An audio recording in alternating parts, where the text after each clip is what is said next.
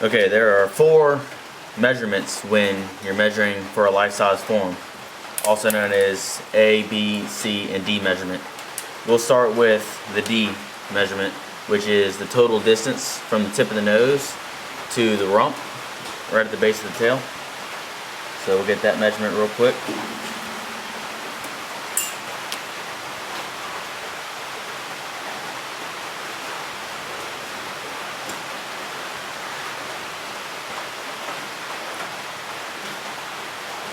And it is approximately 22 to 22 and a half inches.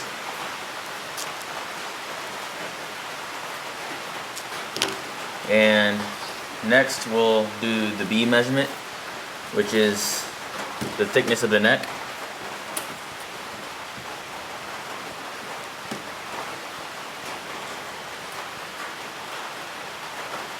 Which is right at 10 inches. So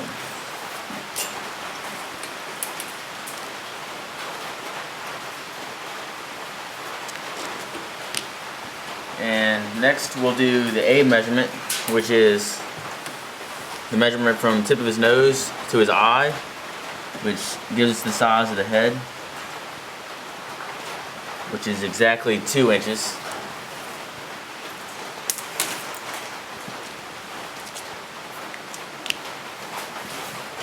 And last but not least, we'll be doing the C measurement, which is the circumference. You want to do this measurement right behind his shoulders, like right about the chest area. And you want to pull it kind of tight. If anything, you don't want a mannequin that's too big, because then your hide of your animal that you're mounting won't be able to fit around it. So make sure you get that nice and tight. See, it's about, pull tightly is 13 3/4, and kind of loose is 14. So let's put 13 3/4 to 14. But if we can get one that's close to 13 and a half to 13 3/4, it'd be better than going for 14. Because if anything, the hide will shrink up a little bit, but you can't make that hide bigger. So that's the measurements we have. So next we'll be starting to skin it out. We'll start in the belly, make a small incision, and get my gut hook, and we're going to cut up through here and start skinning them out. So y'all stay tuned. At this point, I am pulling the hair away to slowly make my incision up the stomach to prepare the raccoon for skinning.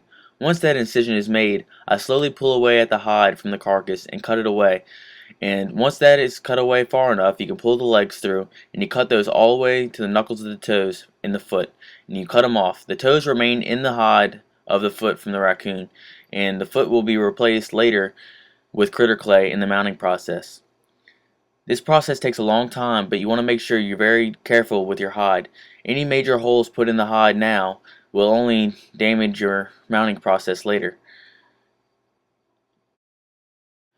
Once the skinning process is complete, you can move on to the washing of the hide with Dawn soap. You must rinse it thoroughly.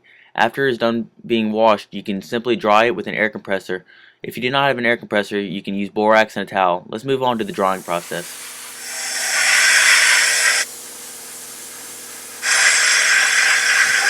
As you dry your hide, the fur will naturally fluff up. If it is not completely dry now, don't fret. You can always fluff up and prep your hide later in the mounting process. Even after completely mounting it, the fur can still be fluffed up.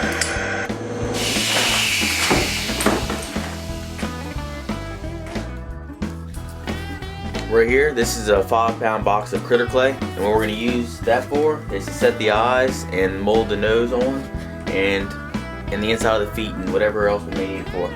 So it works really good. This is how it comes in from Mackenzie, the 5-pound box of critter clay. You open it up,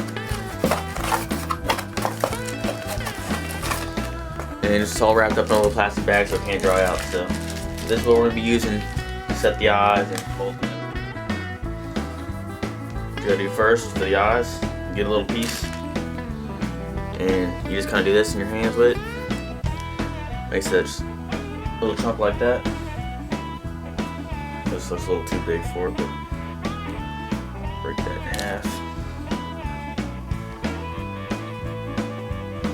And you just stick it in the inside, because the inside of this is, the inside of the eye is concave. And you just kind of stick it in there. What it does is it forms to the inside of the eye. And you got a little extra to stick with the man. Once you got the eyes stuck on there, you're gonna make your brows, your bottom brow and your top brow. Basically, you use the same concept.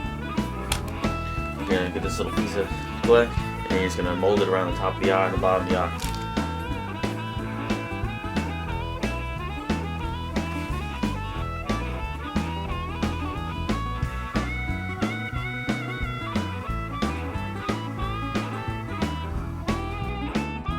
After you get your brows in place, you want to get a needle or something else small and just kind of go around it, and that's just gonna make a little space in between the artificial eye and the brow, and you use that later when you're mounting your hide on there.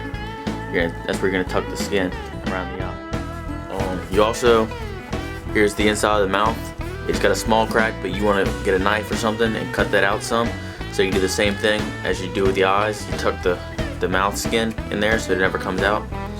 And after that, we're going to cut our nose off, and we'll put our artificial nose on there and mold it. Well, we got our mouth all cleaned out.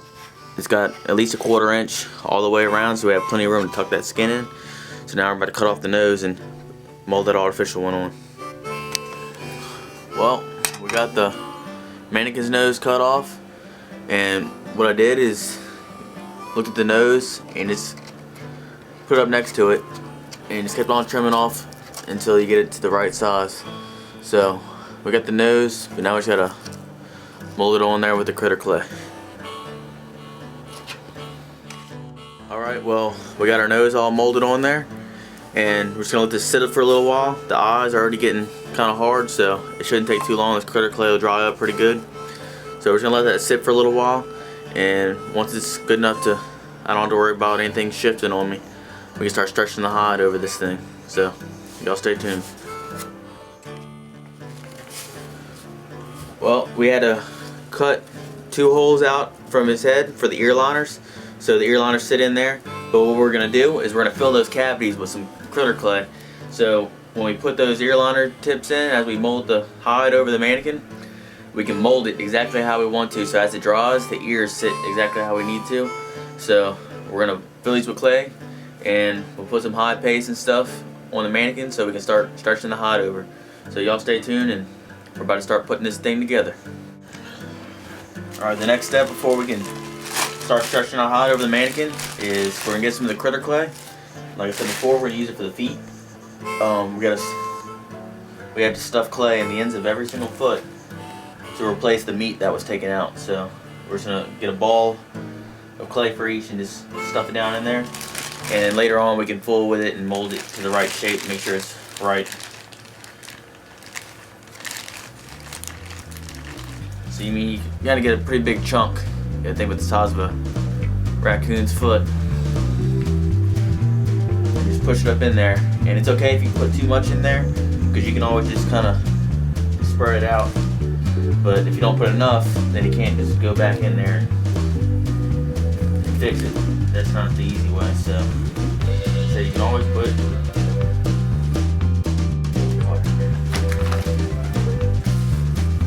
Well, getting ready to put the hide on the mannequin. But I've already salted this hide. It had borax on it, and fleshed it and everything. But before we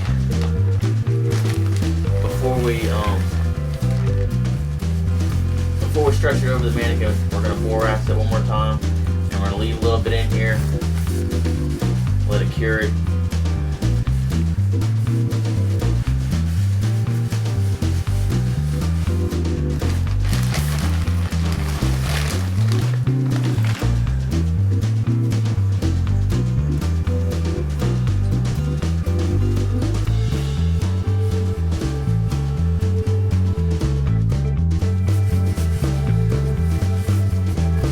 So you just want to make sure everything's got a good layer on it, and we'll shake the excess off before we